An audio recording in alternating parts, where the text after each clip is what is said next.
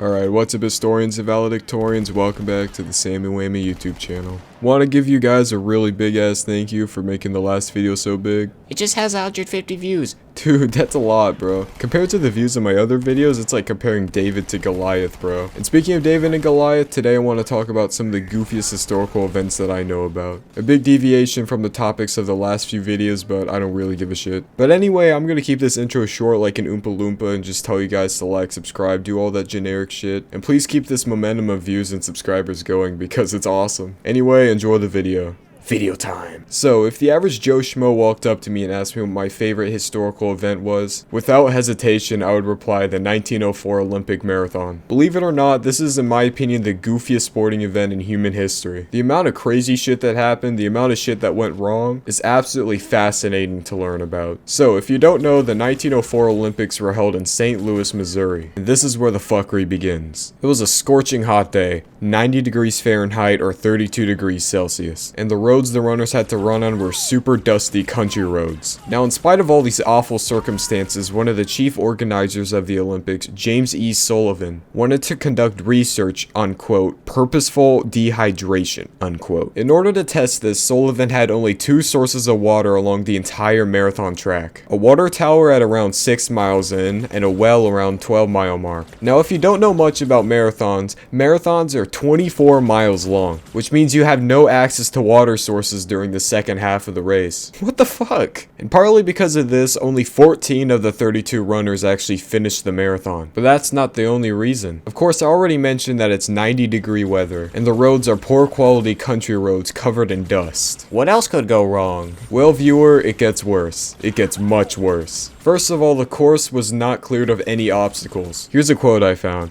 The runners had to constantly dodge crosstown traffic, delivery wagons, railroad trains, trolley cars, and people walking their dogs. Second, the race started at 3 p.m., a lot later than the early morning hours they usually start. Wait, Sam, you said this was the goofiest sporting event in history. This just sucks. Shut up, viewer. Wait till you find out how goofy all the participants were. Alright, here goes. The first place finisher, Fred Lors, did most of the race in a car. He had intended to drop out and got a car back to the stadium to get his change of clothes and just kind of started jogging when he heard the fanfare. The second place finisher was carried across the finish line, legs technically twitching by his trainers. They had been refusing him water and giving him a mixture of brandy and rat poison for the entire race. Doping wasn't illegal yet, and this was a terrible attempt at it, so he got the gold when the first guy was revealed to have been in a car. The third place finisher, as you'll see later, was hilariously unremarkable compared to literally everyone else. The fourth place finisher was a Cuban mailman who had raised the funds to attend the Olympics by running non-stop around his entire country. He landed in New Orleans and promptly lost all of the traveling money on a riverboat casino. He ran the race in dress shoes and long trousers, cut off the knee by a fellow competitor with a knife. He probably would have come in first, well, second behind the car, had it not been for the hour nap he took on the side of the track after eating rotten apples he found on the side of the race. Jesus Christ. The 9th and 12th finishers were from South Africa and ran barefoot. Now, South Africa didn't actually send a delegation, these were just students who happened to be in town and thought it sounded fun. One of them got chased a mile off course by angry dogs. Despite this, these two fuckers were the first 2 Africans to compete in any modern Olympic event. And finally, the Russian delegation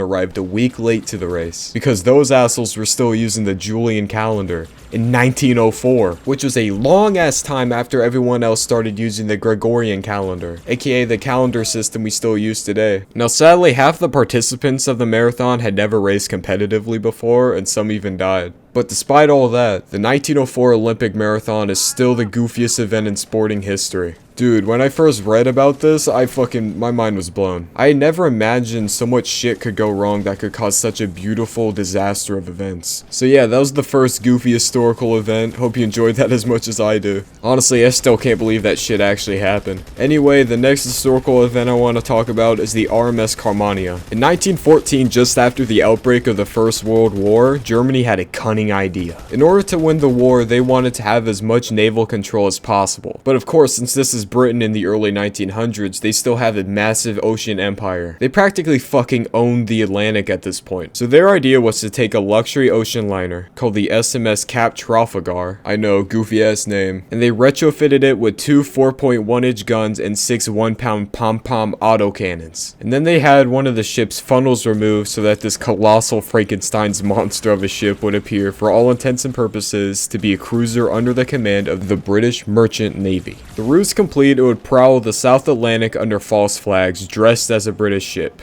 It would approach the British supply line and at the last minute fly the German colors before wreaking havoc and undermining the until now unimpeachable British Navy. Hell, they even renamed it the RMS Carmania, RMS standing for Royal Mail Ship, a type of fast steamer used to carry international posts. This name change was to complete the illusion and ensure that it would never be recognized as being formerly a German passenger cargo ship until it was far, far too late.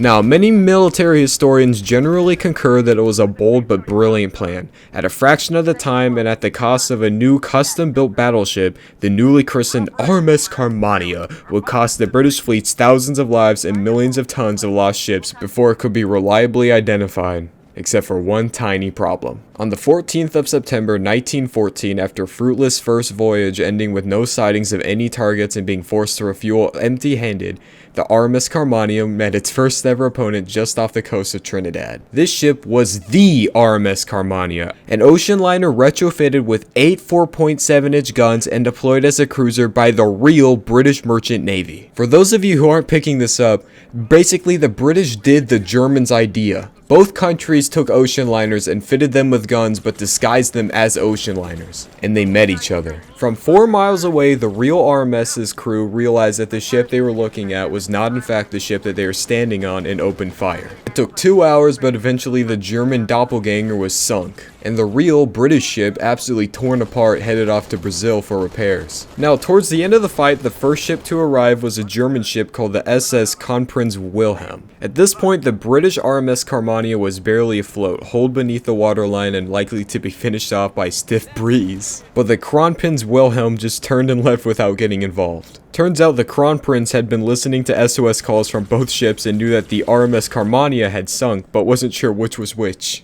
Rather than investigate and likely get caught by other British ships answering the same calls, they decided it might be a trap and left them to it.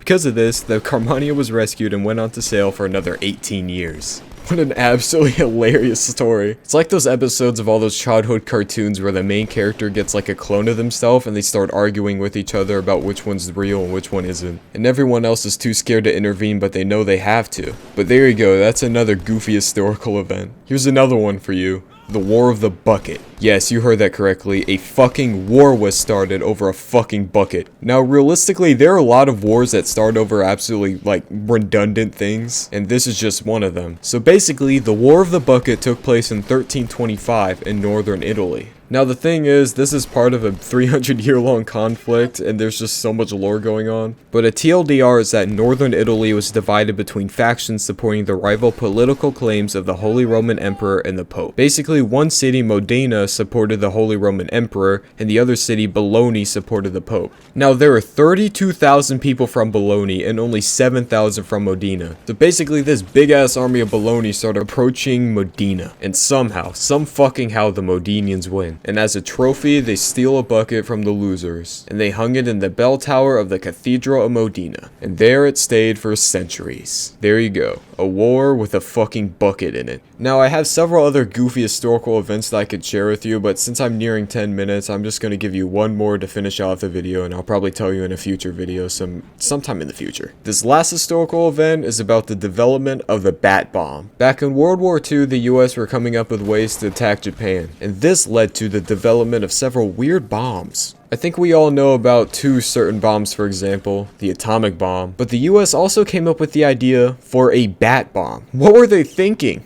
Basically, it was a canister filled with hundreds of bats carrying small-time incendiary devices. The bomb was to be dropped over Japanese cities at night. A parachute would deploy and the bomb would release the bats, and at sunrise the bats would seek shelter lodging in the eaves of wooden structures. The resulting widespread fires would cause havoc and destruction. The US government poured $2 million into the development and testing of the bomb, but they never actually used it. And even though it is technically a bomb, I still think it's an absolutely hilarious idea. And seriously, who the hell comes up with these ideas? Who's like, yeah, let's just drop a bomb with a bunch of bats and then they'll set Japan on fire. That's basically just the more convoluted atomic bomb, except there's no radiation. But yeah, basically those are the goofy historical events I wanted to tell you about in this video. I'll probably do a part 2 sometime. I don't know, eventually. Because history is so much fun to learn about, especially all the weird shit that happens. Because humans are dumb and they'll push themselves to some severe stupidity to do some shit sometimes. Especially the fucking 1904 Olympic marathon. I'll never get over how crazy that was. But anyway, it's getting late and I'm getting exhausted because I had a long ass day and I want to hit the hay. So no typical end of video rambling segment. I don't even think most of you guys stick around for that because my fucking viewer retention just dips around here. But speaking of viewer retention, my YouTube analytics have honestly been actually pretty good. Last video's clocking in at 160 views, which is pretty dope, and the channel grew like 8 subs in the past 2 days,